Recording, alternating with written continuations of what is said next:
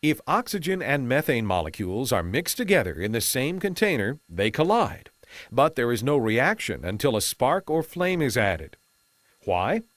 To react, the molecules must collide with sufficient energy to break the oxygen-oxygen bonds and carbon-hydrogen bonds so new bonds can form.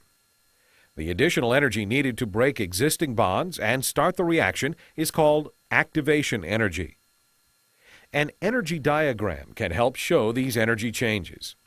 Initially, the oxygen and methane molecules collide but do not have sufficient energy to react. A flame can supply the activation energy needed to start the reaction. At this point, bonds break and new bonds form in an exothermic reaction that releases energy. The energy released supplies the activation energy for other molecules to react, and the mixture explodes. In the air, nitrogen and oxygen are continually colliding but lack sufficient energy to react. Heat from lightning supplies the activation energy to break bonds, and new bonds form in an endothermic reaction that absorbs energy.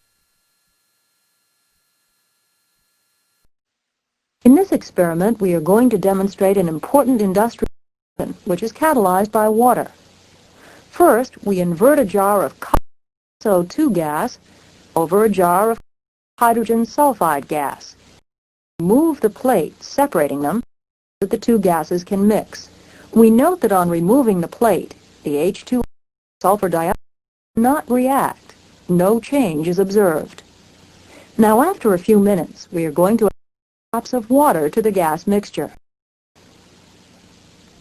Water catalyzes the reaction between H2S and SO2, so that on inverting the jars to distribute the water, we begin to see the product of the reaction, solid sulfur, coating the walls of the gas jars. And in a few minutes, considerable solid yellow sulfur is observed on the sides of the containers.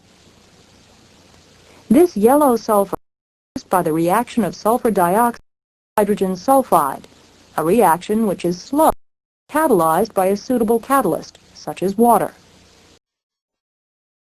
The stratospheric ozone layer plays an important role in absorbing high-energy ultraviolet radiation that would be harmful to living systems on the Earth's surface.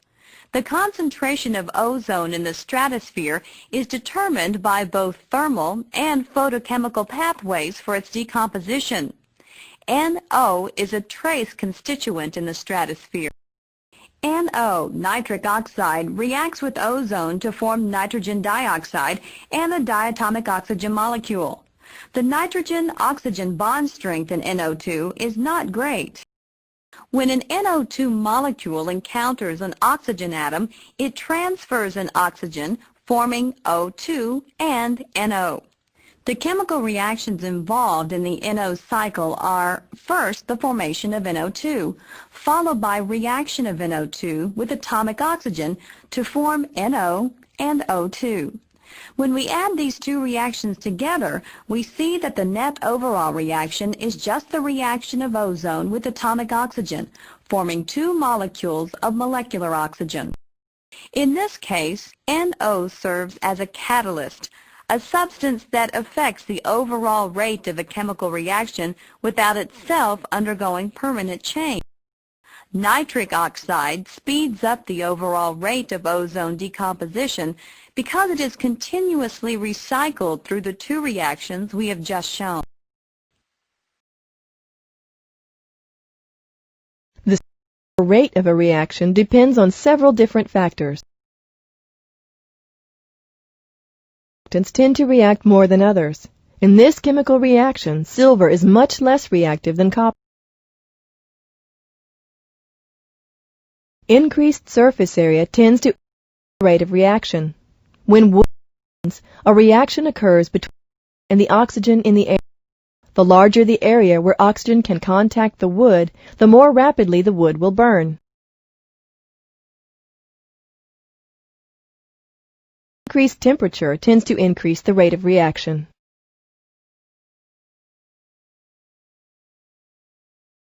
Increased concentration increase the rate of reaction.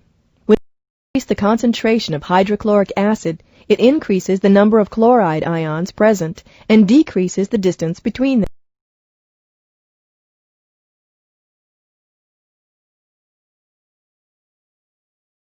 The presence of catalysts and enzymes in some cases can also increase the rate of reaction.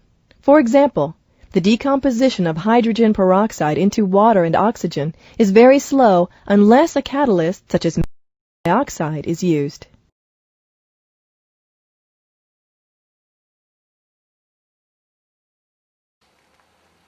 Zunächst nehmen wir etwas Spülmittel und tun das in den Standzylinder rein.